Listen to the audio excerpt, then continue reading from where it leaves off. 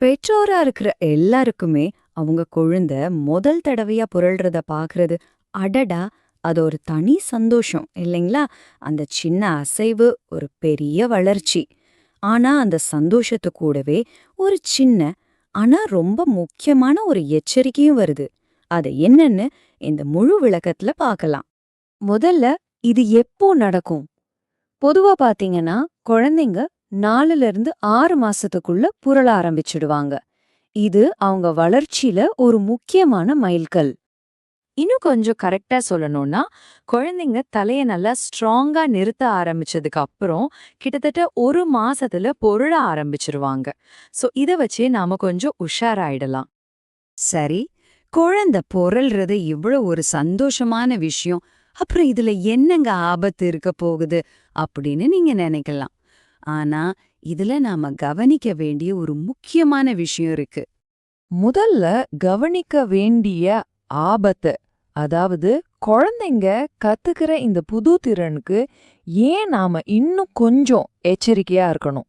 ஆமாங்க, குழந்தைங்க புதுசா கத்துக்கிற இந்த ஸ்கில்லுக்கு நம்ம கிட்ட இருந்து ஒரு புதுவிதமான கவனம் தேவைப்படுது. அது என்னன்னு இப்ப பார்க்கலாம். இது தாங்க ரொம்ப ரொம்ப முக்கியமான பாயிண்ட். உங்க குழந்தை ஒரு தடவை பொருள ஆரம்பிச்சிட்டா போதும், அதுக்கப்புறம் உயரமான இடங்கள் எதுவுமே அவங்களுக்கு சேஃப் கிடையாது. ஆமா, பெட், டேபிள், சோஃபா இப்படி எந்த உயரமான இடத்துல இருந்தும் உருண்டு டக்குன்னு கீழே விழறதுக்கு நிறைய வாய்ப்பு இருக்கு. இது ஏதோ நாம சொல்றதில்ல.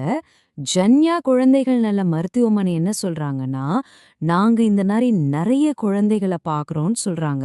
யோசிச்சு பாருங்க, இந்த மாதிரி உயரத்துல இருந்து விழுந்த குழந்தைகளை அவங்க அடிக்கடி பாக்குறாங்களாம். அப்போ இது எவ்ளோ ஒரு காமனான பிரச்சனைன்னு நம்ம புரிஞ்சுக்கணும். சரி, அடுத்த பகுதிக்கு போலாம். இது நடக்கிறதுக்கு முன்னாடியே நாம எப்படி தெரிஞ்சுக்கிறது, கவலைப்படாம எப்படி கவனமா இருக்கிறதுன்னு பார்க்கலாம். ஓகே, பயம்புறுத்தினது போதும். இப்போ இதுக்கு என்ன தீர்வுன்னு பார்க்கலாமா? நல்ல விஷயம் என்னன்னா, இந்த மைல்கல்ல நம்மால கண்டிப்பா கணிக்க முடியும். நம்ம கவலைப்படுறத விட்டுட்டு குழந்தைய கொஞ்சம் கவனிக்க ஆரம்பிச்சாலே போதும். சரி, இப்போ ஆரம்ப அறிகுறிகள் பத்தி பார்க்கலாம். நாம கவனிக்க வேண்டிய 6 முக்கியமான அசைவுகள் இருக்கு. அதாவது, உங்க குழந்தை பொருள்றதுக்கு முன்னாடி என்னென்ன சிக்னல்ஸ் கொடுப்பாங்க, அந்த 6 அசைவுகள் என்னென்னன்னு இப்போ ஒன்னொன்னா தெரிஞ்சுக்கலாம்.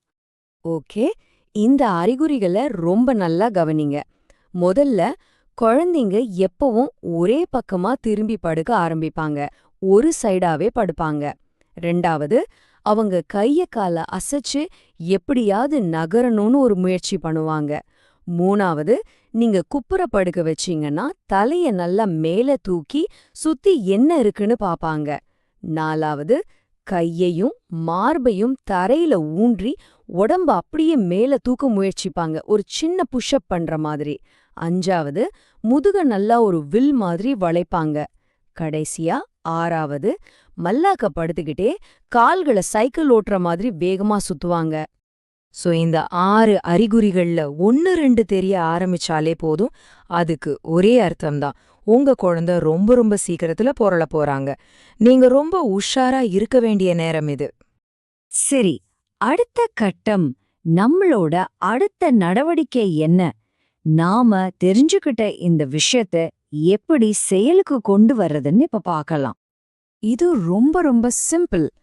முதல்ல என்ன செய்யவே கூடாது?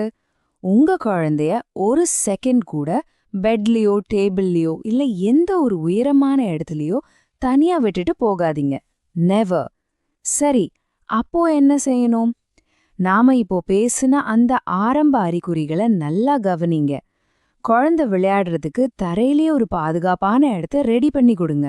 அவ்வளவுதாங்க விஷயம். இப்போ நீங்க உங்க குழந்தைய ஒரு புது பார்வையோட கவனிப்பீங்கன்னு நம்புறேன். என்ன, உங்க குழந்தை இந்த அறிகுறிகளை காட்ட ஆரம்பிச்சிட்டாங்களா? கொஞ்சம் யோசிச்சு பாருங்க. எப்பவும் பாதுகாப்பா இருங்க. அப்புறம் இந்த அழகான மைல்கல்ல மனசார கொண்டாடுங்க.